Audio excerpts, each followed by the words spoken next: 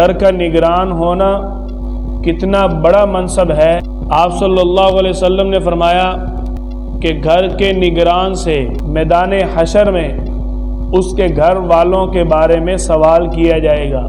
اپنے گھر والوں کی زندگی کو اسلامی بنانے میں، اپنے گھر والوں کی تربیت کرنے میں، گھر میں اسلامی اور دینی ماحول بنانے میں کیا کردار ادا کیا۔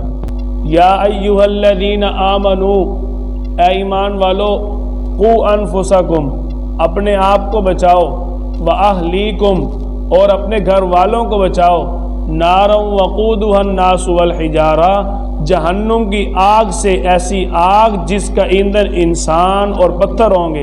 جب گھر ہوگا تو گھر والے ہوں گے، تو جب گھر ہوگا تو گھر والوں کو گناہوں سے بچائے گا۔ جب گھر اپنا ہوگا تو گھر والوں کا ماحول دینی بنائے گا۔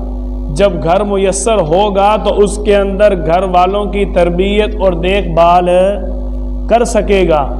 تو اپنا گھر ہونا یہ اسلام کے اندر فضیلت بیان کی گئی ہے۔ وَإِن تَعُدُّوا نِعْمَةَ اللَّهِ لَا تُحْصُوهَا إِنَّ اللَّهَ